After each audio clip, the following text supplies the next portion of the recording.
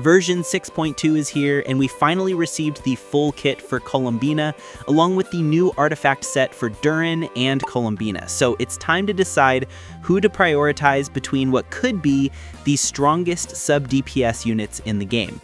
Starting with Columbina, she is a buffer and sub-DPS, though primarily a buffer for Lunar reactions. She directly buffs all Lunar DPS units like Flynn's, Nefer, and Zibai in several ways.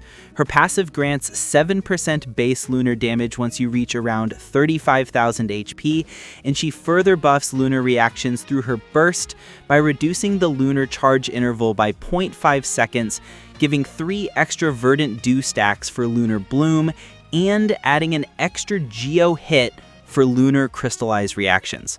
All of this combined makes her the best in slot support for every Lunar DPS unit. If you want a full kit breakdown for her, check out the video on screen. She can also be played as an on-field reaction driver thanks to being a Catalyst user, functioning similarly to Lauma. She consumes Verdant Dew stacks with her charged attacks, which opens up many team options such as Hyper Bloom setups or Lauma Bloom teams, making her extremely flexible in team building. Outside of Lunar teams, you can slot her with DPS units like Arlecchino, alongside supports like Ino or Enefa, where Columbina buffs Enefa's damage while also providing a strong hydro application source for Arlecchino Vape.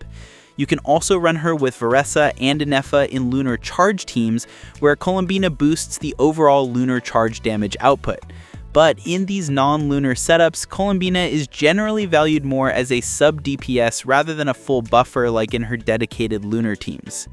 Before talking about the downsides and the comparison more deeply, quick reminder, currently an insane discount running for version 6.2 on Loot Bar, making it the cheapest way to top up with multiple offers active, and new users also get an extra discount coupon.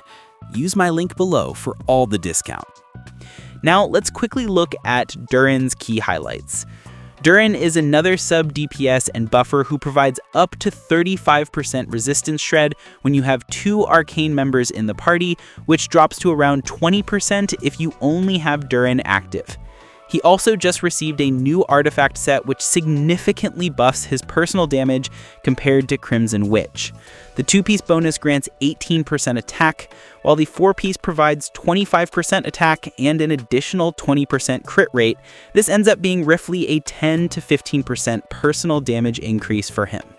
However, realistically, you are almost never going to use this set on Durin in real gameplay scenarios, especially when running him in white mode.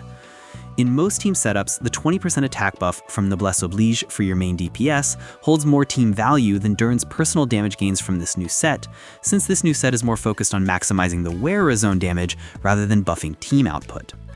Because of that, this artifact set is very likely intended more for future Hexencircle DPS characters like Varka or Nicole, or potentially for on-field DPS builds, such as an on-field Venti. For those scenarios, this set becomes best in slot. Keep in mind the artifact set is still in beta and may receive changes. Aside from artifacts, unlike Columbina, Durin does not have major team restrictions. His buffs are extremely universal thanks to the number of current Hexerei characters, and he works well with nearly every DPS unit in the game. His premium teams include Vape Overload setups, Mualani Vape teams, Kenich Burning lineups, and many others. If you want a complete breakdown of all Durin teams, check out the video on screen. Since he is an off-field DPS and support pyro unit, he is often compared to Mavuika and Xiangling. Compared to Xiangling, Durin deals roughly 20% more personal damage while also providing team buffs, making him a significant overall upgrade.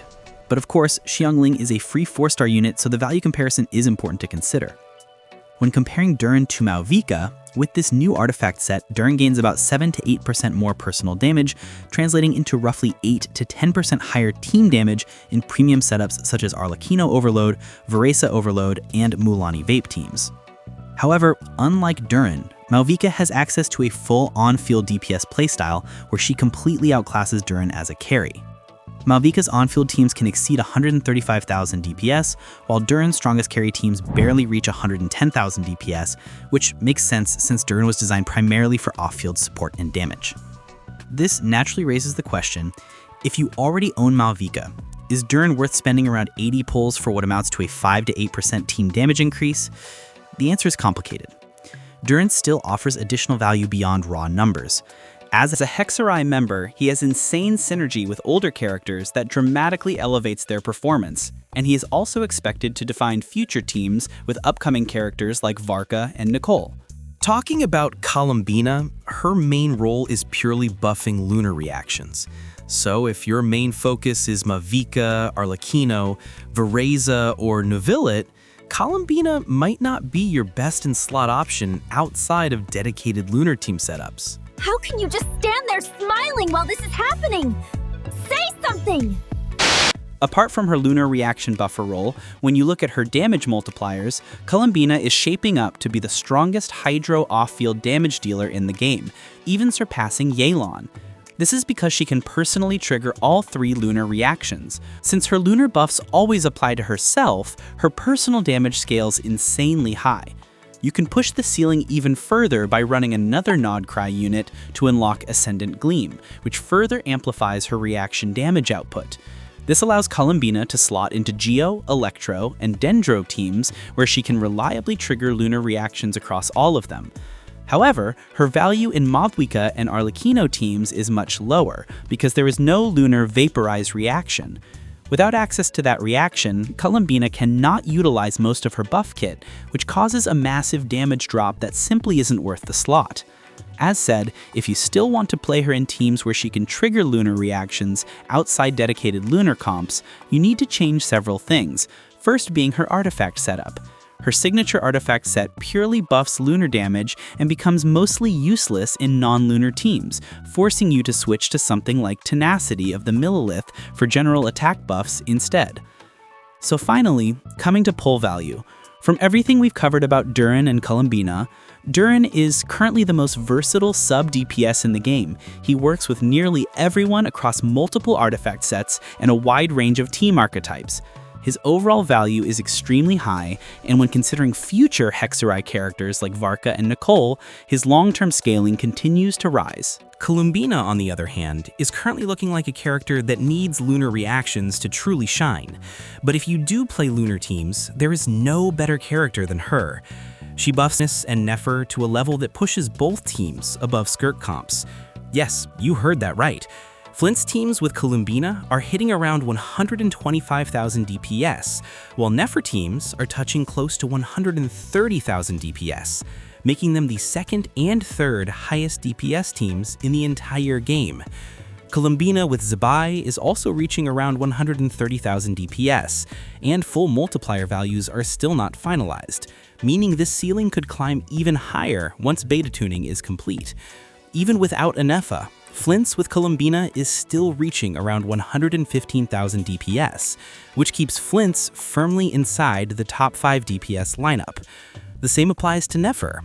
Columbina's value in these teams is simply unmatched, making her a must-pull for any Flint's or Nefer main, and even for Zibai players. As mentioned before, because Columbina can trigger all lunar reactions on her own, she also becomes a viable option for older Electro Charge, Geocrystallize, and Bloom or Hyperbloom setups. We still do not have Lunar Swirl introduced into the game yet, but once Lunar Swirl arrives, her value could increase even further, potentially making her a core support option for upcoming Varka teams as well.